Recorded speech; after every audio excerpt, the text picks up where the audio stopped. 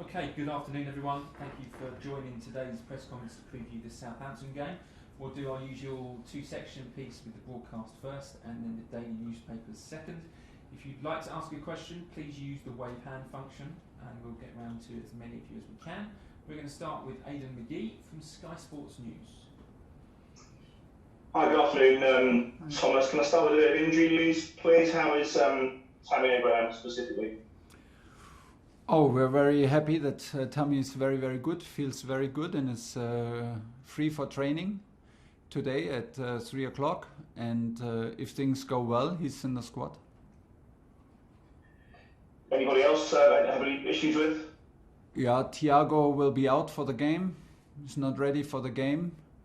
And we have some issues with the calf of Christian Perisic. Nothing big, just feels tight. And is in a bit of a zone of risk, how I understood it yesterday. So there's a big question mark for Christian, and Thiago is out. Kai Havertz is back in training and can join us in Southampton. So you've given nearly every one of your squad minutes in your first 6 games in charge. Now your goalkeeper, Kepa, said he no longer feels afraid at Chelsea. Have you noticed an improvement in his confidence in recent weeks? Was he one of those players you felt maybe needed a fresh start? Well, I encouraged him to see it as another opportunity and to take it as a fresh start and to see the possibilities for him in it, and this is what he did. So he earned his right to play. He earned his right to play another game.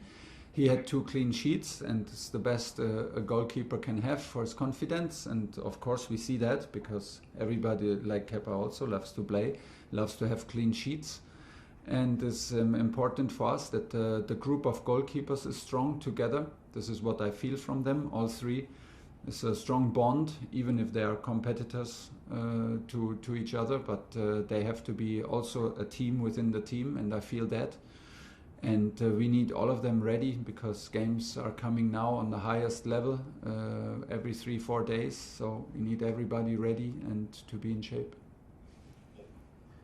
Ralph Hasenhüttl is somebody you know well. He said that he could see that Timo Werner, a player he knows well, wasn't playing in the right position before you arrived. You seem to have got a bit more out of him just recently. Was he right, do you think, in his assessment of the player? I didn't hear what he said, so everybody has the right of its own opinion. I think that Timo had a very good start and a very, very clinical and very efficient start at Chelsea under Frank. I could not see any problem. In my opinion, it was even a big plus, and he was a big reason for Timo to join the club. That the connection to Frank. So I think that like every player is a change of clubs. Is always a change of environment, a change of culture, a change of the league. Takes its time. I can only speak right now, but this is hypothetical, and I can only speak how I feel Timo, and I feel Timo day by day gaining confidence, and I saw the goal coming because he earned it, and is this maybe just luck that we both come from Germany, and he feels maybe these little percentages more confident than in the moments before or in the situation before. But for me, it was without a doubt. When I watched Chelsea 1 week before, I was asked. There was no doubt that Timo will come back from this situation because he has the quality, and it is a quality to play on more than only one positions, and it's like this. You had a very successful opening few games in the job. Do you accept, though, that you'll perhaps learn more about your team in the coming weeks when you face Atletico and Manchester United? Yeah, but honestly, I hope. I mean, we had when we played it was a big game against Tottenham, in Tottenham, and the thing is that we do our stuff right, and we and we are brave enough to play our game and to impose our style and our momentum onto the opponents. And this is the thing that we want, that we play the same game no matter who's on the other side. Sometimes it feels super difficult to play Barnsley in a second league team, but on this day it was the hardest team to beat. Because it's always like this in football. So the challenge is now to be ready tomorrow, and after tomorrow we will see what we do against Atletico and then Man U and Liverpool. But it's step by step, and the thing is, how good are we? It's always a test. How good are we at the moment when we play, to impose our principles and to impose our style and to be the squad with the intensity and the rhythm, to dominate the rhythm and to put intensity on the pitch. And this is the challenge for tomorrow. And then it's the next challenge in Champions League, and then again in the league. And it's all the time when you play is the biggest challenge. So the focus is on Southampton. And I truly believe that I learn a lot about my team in every game, no matter who's on the other side, because we respect all opponents. And in the moment of the game is the toughest opponent, the guys who are on the other side. And that's it. Sam at PLP. Hi Thomas, nice to see you. I know you spoke after the Newcastle game saying that Edouard is your first choice goalkeeper, but yeah, how close is Kepa to challenging for that number one position? I don't know, and nothing has changed, and Edu is the number one, and he deserves to be the number one, and this is a sensitive position where you need to be clear, and you cannot hide your opinion in press conferences or in of course not in the dressing room. Things have to be clear, and you cannot be afraid of it, and we are not, and so things have not changed. But like I said, we need 3 strong goalkeepers, and we need everybody ready. Everybody ready, because the rhythm is high, because the challenges are high, the goals to achieve are high in this club. We need everybody, not only 3 goalkeepers, we need all 20, 21, 22 guys in the field to be ready now. Whatever is needed, if we need them 5 minutes, you have to be ready for 5 minutes. If we need them from the beginning, it's from the beginning, half time. If you have a bad decision, you're not in the squad, maybe next time we need you, you have to be ready. This is the topic for the next weeks, and this includes Kepa. And I can only repeat myself, Kepa did 2 good matches, he had 2 clean sheets. This is the best he can have for his confidence, but it's also what we expect from him. The best performances, and nothing has changed. Edu is number one. Simon Stone, BBC. Hi, Thomas. Hi. It's been very a lot of matches and Yeah. difficult, I would imagine, for you to work with the players.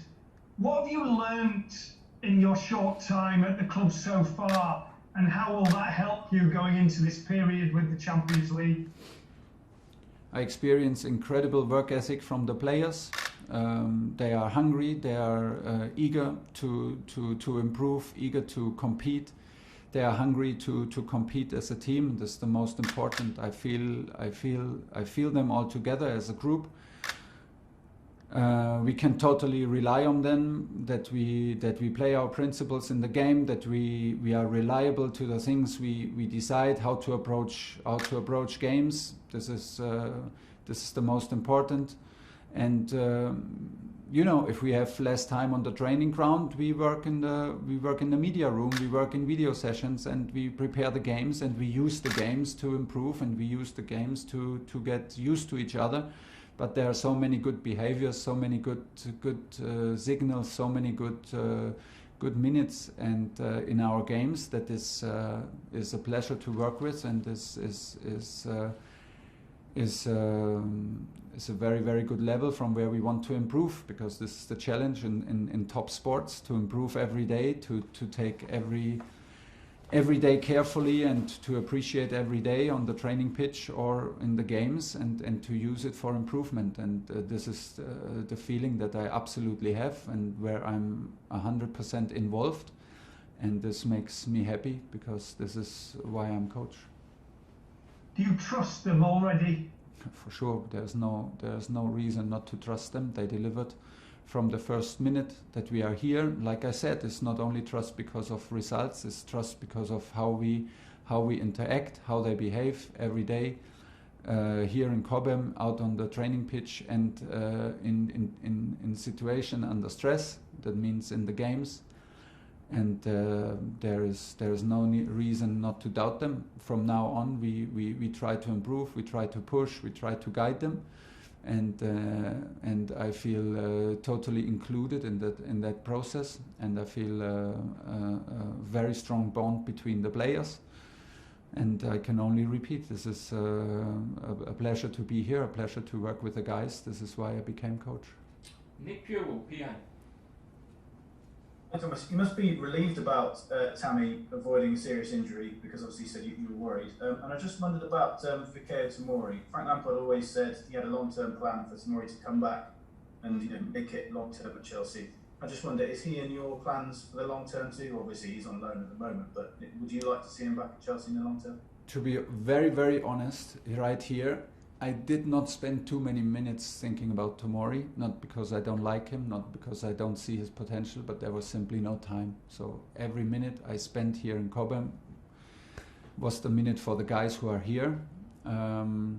It's tradition in Chelsea that many players are on loan and get minutes somewhere else when they cannot make it to regular minutes in here. This is good because it is always the target for me to have players who can make it in different circumstances, who can show their qualities in different cultures, in different clubs. This is always a good sign. So we will have this talk in the next weeks and months about all the guys who are abroad, about all the guys who are on loan. But of course, I have a general impression of Tomori, which means that he has of course high potential, but I'm not into details right now. This will come when time comes for that. Last two in this section. We're going to start James Ollie, and then last one Jerry Cox. James. Hi Thomas, it's sort of a two-parter on Christian Pulisic, if I can. You mentioned he's got another small injury problem. Yeah. Frank Lampard talked about some concerns about managing his fitness because of his history with injuries. Is that something that you're wary of? And also there's been some speculation this week about whether he could maybe leave the club in the summer. Do you see his future at Chelsea? Yeah, today clear yes, but it's not only my point of view, we have to see, but for me clearly yes. Because Chelsea bought Christian for a reason, for his quality, for his potential, and it's our job to bring out the best in him. He proved in many weeks that he has the level to be a Chelsea regular player, to have a big impact in this club. It's a challenge now to hold this level, to improve, and to maintain the level and to keep improving. We are not concerned, we are not worried, but the physical department, medical department is on that. Now we have little issues in the calf. He stopped training yesterday before it becomes an injury. So I would not say that it's an injury. It's in the moment it's a risk management to not be even injured. That relies to his history of having injuries, so we do not want to enter in the same cycle. It's sometimes like this, and the main thing for Christian is to stay positive, keep the head up, and like I said before, be ready, because he can have a big impact when he starts, and he can have a big impact when he comes from the bench with his intensity. And there are absolutely no decisions made for summer. There's simply no time for that in the moment. And this is not the moment now, and there is today no need to think about Christian. Last question, Jerry Cox. Morning, Thomas. Hi. A lot of fans are wondering about Hakim Ziyech. He's not getting a lot of game time. Is it because he's not 100% fit, or is it perhaps Callum Hudson-Odoi is doing a great job on that side? It's my fault, actually. It's not his fault. It's my fault. It's my decisions. It's my hard decisions in the moment for Mason, for Callum, for Christian sometimes. on the half positions where we see him the strongest. It's the same for Hakim in the moment, and for some other players. There were some